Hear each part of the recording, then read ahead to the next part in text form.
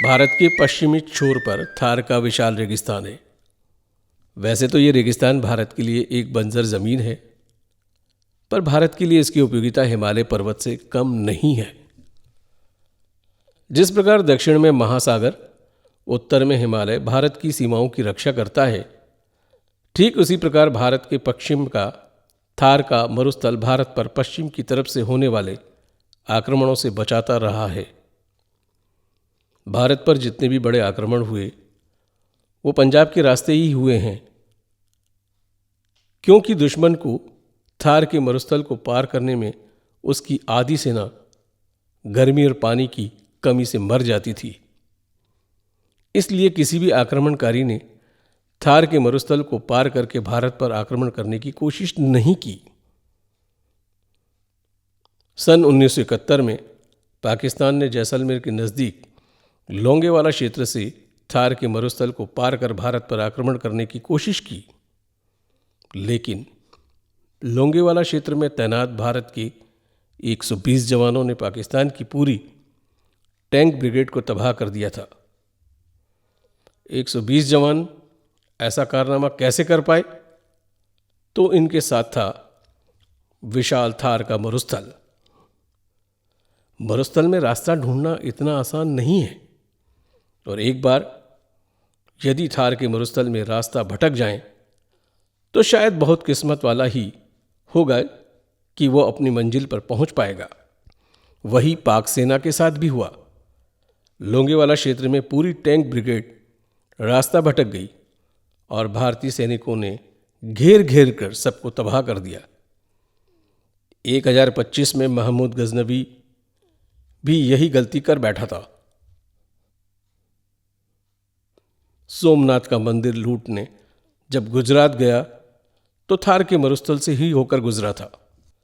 सोमनाथ मंदिर तक पहुंचते पहुंचते उसकी आधी से ज़्यादा सेना समाप्त हो गई। यदि उस समय भारत के किसी राज्य ने उसका प्रतिरोध किया होता तो उसको आसानी से हराया जा सकता था, लेकिन भारत के किसी भी राज्य ने उसका विरोध नहीं किया। और वह जब वापस गया तो फिर थार के रास्ते से नहीं गया, बल्कि दिल्ली पंजाब को लूटता हुआ गया, और रास्ते में पड़ने वाले राज्यों ने महमूद गजनवी को निकल जाने का रास्ता दे दिया। तब वह हजारों टन सोना, चांदी, जेवरात भारत से लूट कर ले गया। थार का रेगिस्तान हजारों वर्षों से भारत की रक्षा करता रहा है, लेकिन अब यही थार का रेगिस्तान भारत के विकास में अपना बहुमूल्य योगदान दे रहा है। थार का मरुस्थल लगभग 2 लाख वर्ग किलोमीटर क्षेत्र में फैला है। यद्यपि इसका कुछ हिस्सा पाकिस्तान के पास है। थार के मरुस्थल को देखने भारत से ही नहीं, दुनिया के कई देशों के पर्यटक यहां आते हैं। इस रेगिस्तान का विकास तेजी से हो रहा है।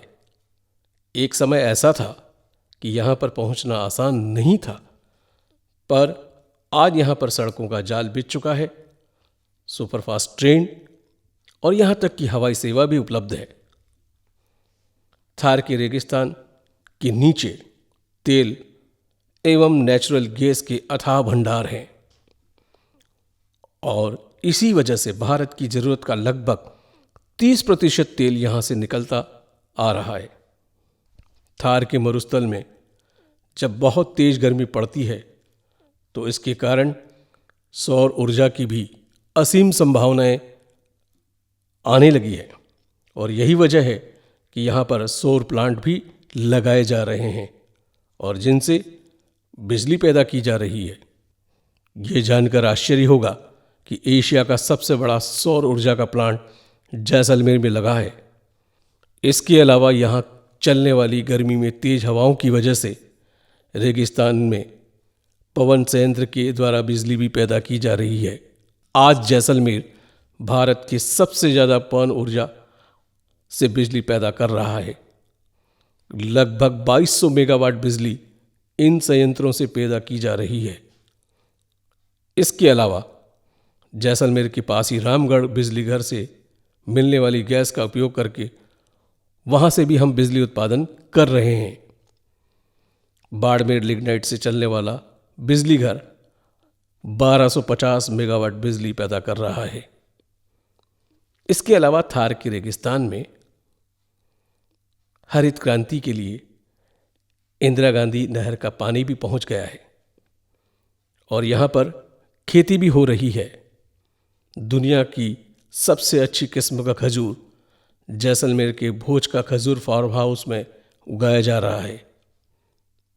इसके अलावा थार के रेगिस्तान में लाइमस्टोन और जिप्सम की अथाह भंडार हैं, जो कि भारत की स्टील प्लांट, सीमेंट और खाद बनाने के काम में लिए जा रहे हैं। दुनिया में सबसे अच्छी किस्म का ग्रेनाइट यहाँ जैसलमेर के लखा गांव में निकल रहा है। पीला वलुम, इमारती पत्थर और पीला मार्बल अब जैसलमेर से दुनिया के हर कोने में जा रहा है। अब तो कई बड़ी बड़ी कंपनियां भी अपना पैसा जैसलमेर में सीमेंट के कारखाने लगाने में इन्वेस्ट कर रही है। थार के मरुस्थल में अनेक पर्यटक स्थल हैं। इन स्थलों को देखने वाले लाखों पर्यटक थार के रेगिस्तान पहुंच रहे हैं और प्रत्येक वर्ष पर्यटन लगभग 10% की दर से बढ़ रहा है। जैसलमेर में अनेक लग्जरी व कई स्टार कैटेगरी के होटल हैं। वह दिन दूर नहीं जब जैसलमेर भारत का दुबई बन जाएगा। इसका सबसे बड़ा कारण सस्ती ज़मीन, बिजली की उपलब्धता, रेगिस्तान की गंगा, इंदिरा गांधी कैनाल, जमीन के नीचे अथाह तेल भंडार लाखों पर्यटकों को अपनी ओर आकर्षित कर रहे हैं और पाकिस्तान की सरहद से लगे होने के कारण अब सरहद पर पर्यटन की अपार संभावनाएं भी लोगों को अपनी ओर आकर्षित कर रही है। सौर ऊर्जा, पवन ऊर्जा से बिजली का उत्पादन और एक बहुत बड़े भूभाग का खाली पड़े होना, इन सब संभावनाओं से लगता है कि जल्दी ही जैसलमेर का विकास बहुत तेजी से होगा और जैसलमेर भारत का दुबई बन जाएगा, जिसकी अपनी एक अलग ही पहचान होगी।